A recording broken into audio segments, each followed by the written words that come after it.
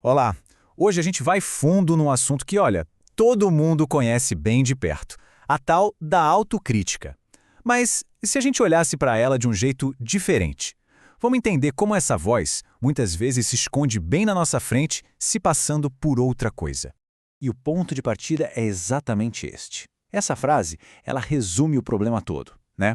A autocrítica, ela raramente chega chutando a porta e se anunciando como inimiga. Não, não. Ela vem de mansinho, sabe? Como se fosse uma conselheira super sensata, a única voz que tem coragem de falar a verdade inconveniente sobre a gente. Então, tá, vamos entender isso melhor. Como é que funciona esse disfarce, na prática? É um processo bem sutil, viu? A gente começa aos poucos a acreditar que aquela voz negativa, insistente, é na verdade um sinal de clareza, de autoconsciência. E começa assim, de leve, com um pensamento desses. É curto, direto e soa quase como uma avaliação honesta das nossas próprias capacidades, né? Daí a voz já parte para generalização. Sabe como é? Um errinho, uma coisa pontual, vira um padrão de fracasso e, segundo ela, é isso que define quem a gente é. Sempre. E para fechar, vem o golpe final, direto na autoestima. A crítica já não é mais sobre o que se fez, mas sobre quem se é. O ataque passa a ser sobre o nosso valor. E esse ciclo ele se repete tanto, que essa voz acaba se tornando perigosamente familiar. E aqui que está a grande armadilha, o pulo do gato.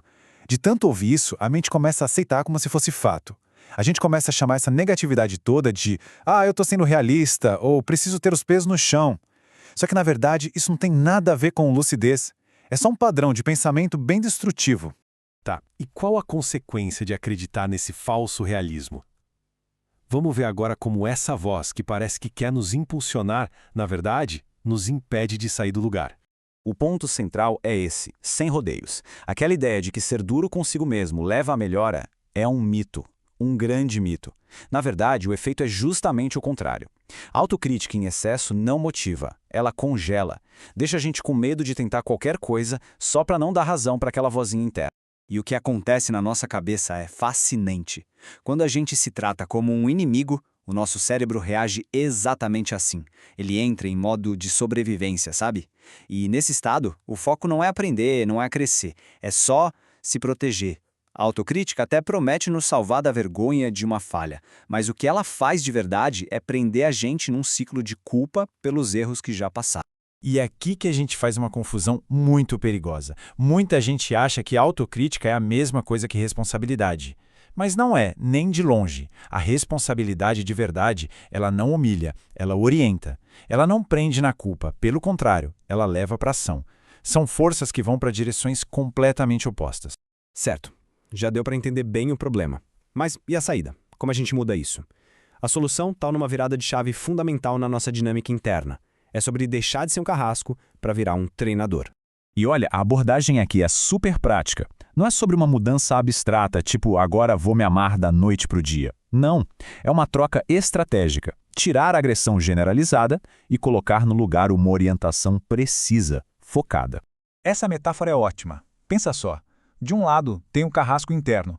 Ele pune com pancadas fortes, generalizadas. Você é um desastre. Do outro, tem o treinador interno. Ele não agride, ele guia, com clareza, aponta o erro específico e mostra como ajustar. A escolha de qual dessas vozes a gente vai ouvir e alimentar é nossa.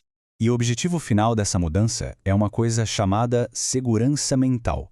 É aquela sensação de que tá tudo bem, de que é seguro errar para poder melhorar. E essa segurança não vem de pancada, não. Ela vem de clareza, de saber o que fazer, de ter uma rotina e de celebrar os pequenos passos.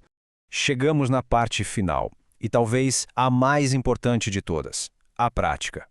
Como a gente pega tudo isso e aplica no dia a dia? Como a gente transforma essa crítica numa ferramenta útil de verdade? O processo é surpreendentemente simples, mas muito poderoso. Primeiro passo, identificar a agressão. É reconhecer aquele pensamento generalista.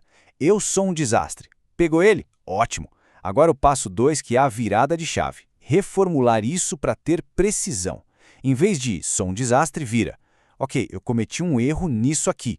E o que eu preciso fazer é ajustar aquilo ali. Percebe? O foco muda do nosso valor para a nossa ação. E sério, não dá para subestimar o poder disso. Pode parecer um ato pequeno, mas essa transformação feita de forma consistente pode reconfigurar completamente o nosso diálogo interno.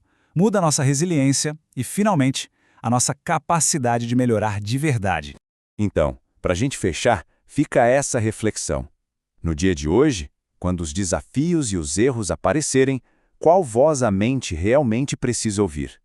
A voz do carrasco, que só pune, ou a voz do treinador, que orienta? Essa escolha pode mudar tudo.